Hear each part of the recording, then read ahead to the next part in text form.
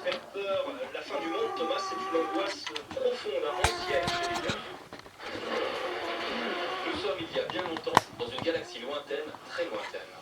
Qu'est-ce qu'il y a? Ça ne va pas? J'ai ressenti un grand bouleversement de la France, comme si des millions de voix avaient soudainement hurlé de terreur. Puis c'était éteint aussitôt, comme si un drame terrible s'était produit. Les fans de la Guerre des Étoiles auront évidemment reconnu la voix d'Obi-Wan Kenobi, qui ressent la destruction de la planète Alderaan dans l'Empire. Comme toujours, George Lucas nous parle de nos craintes les plus profondes, les plus enfouies, et celles de la disparition de la Terre, qui ressemble étonnamment à Alderaan et très ancienne. Il n'est qu'à relire Sénèque, qui écrit au début de notre ère: je sais bien une chose, que les ouvrages des mortels ne sont point immortels, tout ce que nous voyons doit périr un jour. Songeons aussi évidemment à l'Apocalypse de Jean, plus tard aux craintes de la fin du monde, dans les milieux monastiques autour de l'an 1000. Cette angoisse ancienne et profonde est réalisée très régulièrement dans les médias, comme ici en 1989, en 1998, en 2002 et en 2005. La Terre a été frôlée par un astéroïde. Fort heureusement, cet immense caillou lourd d'1 milliard de tonnes a dévié sa route et ne viendra pas frôler la Terre. Il n'est passé qu'à 120 Allez, couchez, Féfé. notre planète, comme on dit, en brouille à l'échelle de l'univers. Les derniers calculs et hypothèses des scientifiques pour tenter de détourner l'astéroïde Saint-Office. Allez, couchez. Un gros caillou de 390 mètres qui pourrait fabriquer la Terre entre les calculs et au passage nous ayant rassurés. Aujourd'hui même, un astéroïde 2004 BN86 frôle la Terre. Enfin, il passe tout de même à 1,2 million de kilomètres de nous. Et si vous étiez encore un peu inquiet, sachez que l'Europe, l'Amérique et la Russie veillent sur vous. NeoShield signifie bouclier contre les objets les plus proches de la Terre. C'est un programme qui mobilise les Européens, les Américains et les Russes. Et c'est la société Astrium qui supervise le tout. NeoShield est un bouclier anti-géocroiseur, un système de protection de la Terre contre les impacts d'astéroïdes ou de comètes. Nous sommes donc protégés, mais finalement, n'y a-t-il pas quelque chose de paradoxal à craindre avec angoisse une destruction très hypothétique de notre planète par un objet extérieur, tout en continuant tranquillement à la détruire par nous-mêmes? Thomas Negaroff, les histoires d'un fou. En direct du monde, il est 4h13 à Paris, 22h43 à Caracas. On parle beaucoup de la Grèce ce matin, et bien direction le Venezuela, un autre pays en grande difficulté économique. Selon certains analystes, il est même au bord du gouffre. Et les Vénézuéliens en souffrent au quotidien. L'inflation a bondi de 63% l'année dernière. C'est toute l'économie qui s'effondre là-bas à cause de la chute des cours du pétrole ces derniers mois. Alors dans ce contexte, le discours du président Maduro la semaine dernière était très attendu par la population. Bonjour Julien González. Bonjour, vous êtes le correspondant de France Info à Caracas. Alors qu'est-ce qu'il a dit, qu'est-ce qu'il a annoncé mercredi dernier, Nicolas Maduro? Il a fait comme toujours beaucoup d'annonces, Alexis, et surtout une concernant la politique de change. Mais cette fois-ci, sur son discours, il y a eu un peu de changement. Ici, pour importer quoi que ce soit, il faut des dollars. Et pour ça, il y a 3 taux de change. C'est compliqué, et c'est pour ça que beaucoup attendaient du neuf. Le président, il a tranché, il y aura toujours 3 taux. Mais la petite révolution, c'est que le président a parlé de secteur privé. Plus précisément, il a évoqué un système de bourse où interviendront le secteur public et le secteur privé. C'est important parce que ça montre que la situation économique force Nicolas Maduro à bouger et même à remettre en cause sans l'avouer certaines mesures de l'héritage chaviste. Car par exemple, c'est sous le gouvernement de Chavez que les caisses à financement privé, eh bien, elles avaient été interdites. Donc parler de bourse, parler du secteur privé dans ce pays de la révolution socialiste, ça fait quand même un choc. Il y a donc du changement dans le discours, sur la forme en tout cas, mais ce sera très difficile malgré tout pour Maduro de redresser la barre face à cette situation, face à la chute des prix du pétrole. Et oui, car ici, 96% des exportations et donc des dollars proviennent du pétrole.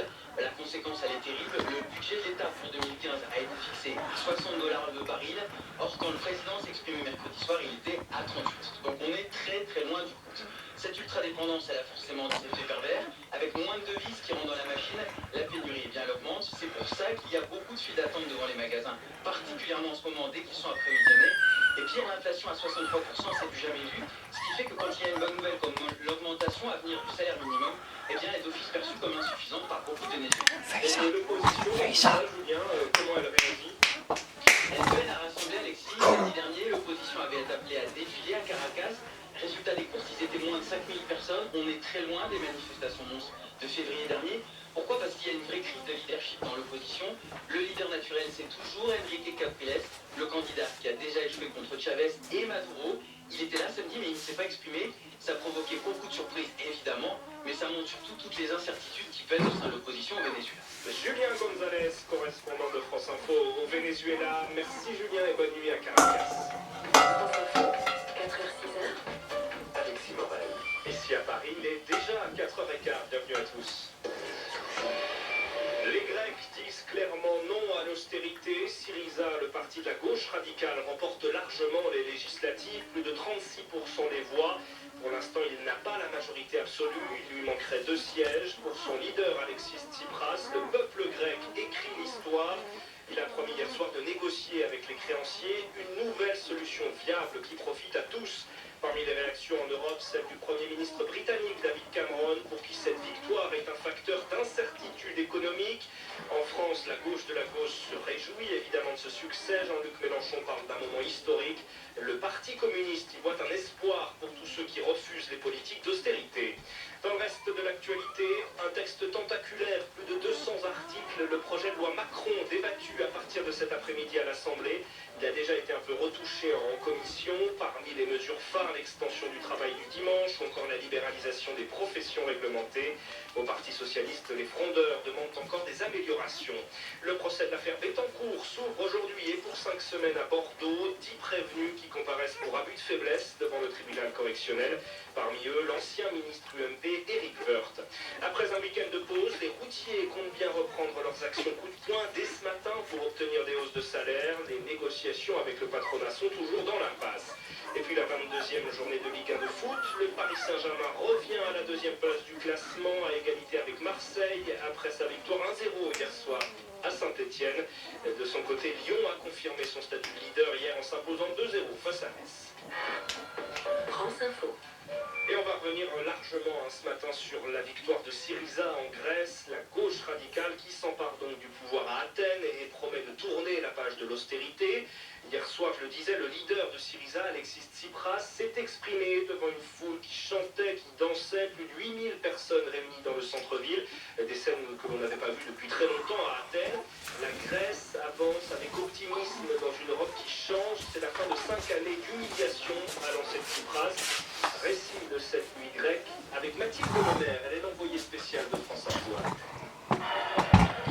Place au cœur d'Athènes, la liesse. Les partisans de Syriza dansent, se prennent dans les bras, en pleurent parfois. Leur parti, qui ne dépassait pas 5% il y a encore 5 ans, l'emporte. Élie, 37 ans, a du mal à y croire. Je n'annonce pas une victoire piquante. Je crois que c'est l'historique, c'est l'espoir, et c'est les joies. Je suis très heureuse, je suis très optimiste pour l'avenir. Lequel va nous entendre ce soir? C'est le peuple qui décide pour son avenir, et pas les élites européennes. Dans la foule, des drapeaux rouges se mêlent aux drapeaux bleus et blancs du pays. Athènes, Laurent Bleu, Mathilde Lemaire, France Info. Eh oui, cette victoire, elle trouve un écho dans toute l'Europe, bien au-delà des frontières grecques, Mathilde le disait. En France, les politiques d'austérité. Au parti de gauche, on n'hésite pas à parler de moments historiques. C'est une lame de fond, dit Jean-Luc Mélenchon. Éric Coquerel, le secrétaire national du parti de gauche, rêve maintenant de la même chose en France. C'est une journée historique. C'est une journée historique d'abord pour les Grecs, parce qu'ils vont rompre avec le joug de l'austérité. C'est le premier peuple européen à emprunter une politique différente de celle qui aujourd'hui sévit en Europe depuis de trop longues années. C'est un jour historique aussi pour espérer refonder une Europe du progrès humain. Et là, nous avons peut-être une occasion à saisir, ouverte par Syriza. Et puis enfin, c'est un jour historique pour ce que nous représentons, c'est-à-dire toute cette autre gauche qui était à Japi, au gymnase Japi lundi dernier, en outil de solidarité de Syriza, le Front de gauche, Europe Écologie, Nouvelle Donne, les socialistes affligés. Et je pense que ça nous indique une chose, c'est que nous, si on peut aspirer à être majoritaire dans ce pays, à gouverner ce pays, pour qu'on sache se tourner vers le peuple. Nous attendons de François Hollande qui respecte la souveraineté des Grecs et qui appuie le mandat de Tsipras par rapport justement au nouveau gouvernement européen. Voilà, il faut absolument aider les Grecs à pouvoir, j'allais dire, mettre une marche avant sur une politique qui serait autre que l'austérité. Vraiment, c'est pour nous un très très grand espoir qui s'ouvre. Rien n'est gagné parce que, j'allais dire que l'Europe de la finance, l'Europe qui impose une politique d'austérité depuis de longues années, va certainement entendre, j'allais dire, mettre à mal les espoirs de la Grèce, mais on sera là. C'est un appel, nous exigeons de François Hollande, nous lui demandons qu'il se désolidarise de toute tentative qui va être faite, on l'a vu avec la Merkel récemment, laissant penser qu'il faudrait finalement considérer que les Grecs ont voté pour rien. Non, ils ont envoyé un signe clair, ils ne veulent plus cette politique d'austérité, et qui plus est, ils ne le veulent plus avec non pas une vision nationaliste, c'est pas l'extrême droite qui a gagné, c'est pas Mme Le Pen, c'est pas Mme Le Pen, mais avec une vision qui est